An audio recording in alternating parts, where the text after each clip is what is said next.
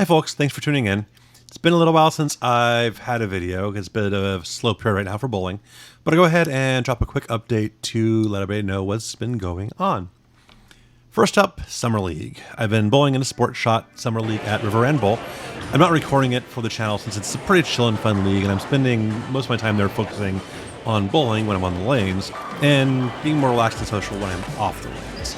That said, it is still a very challenging league. I'm averaging in the 160s, but it's absolutely enjoyable because I'm getting a look at different patterns, sport patterns every week.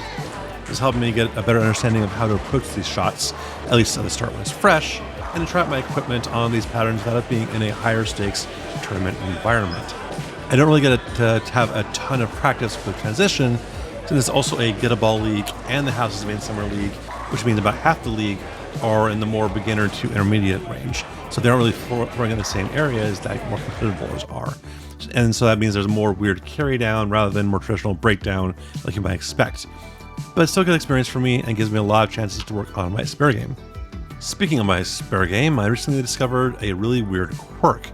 The way that my spare system had worked out, after I adjusted my 7-pin targeting and built my locations off of that for the 4 and 2 pins, I was standing and aiming at the exact same place for the 2-pin and 3 pins.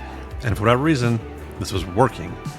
I watched some video to try and figure out why it was working, and near as I can tell on my approach, I wasn't really consistent with the two of them.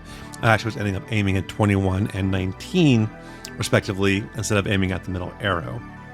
Since figuring that out, I've made a larger change to my 3-pin base spares. I'm now standing more towards the right and throwing straight up third arrow at the 3-pin, which has had the effect of making my consistency on 3-6-10 group spares a ton better. I am still not perfect, but it's added another level of improvement to my spare game, which is always very, very good. Finally, this past weekend, I bowled in a tournament run by the Midwest branch of the Amateur Bowlers Tour.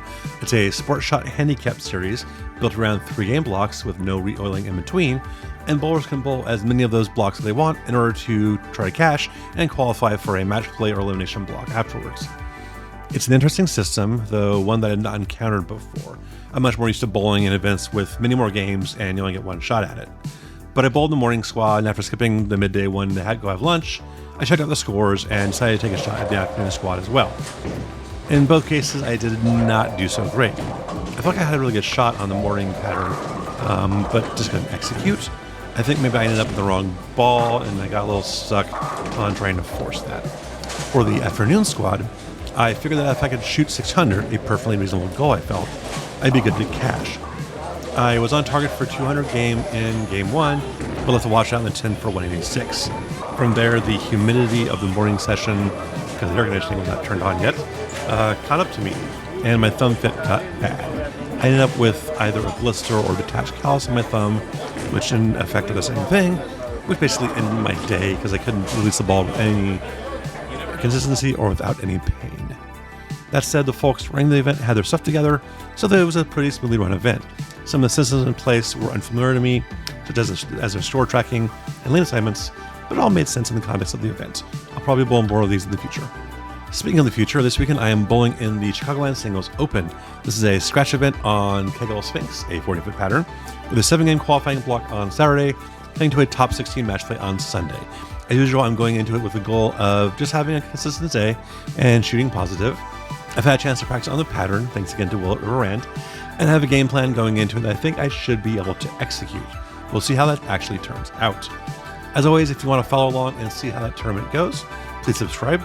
And I also appreciate all the likes that you give to the videos enjoy, and the comments are also fun to read. Thank you again for watching. I hope you'll be here for the next one. Good luck and good bowling.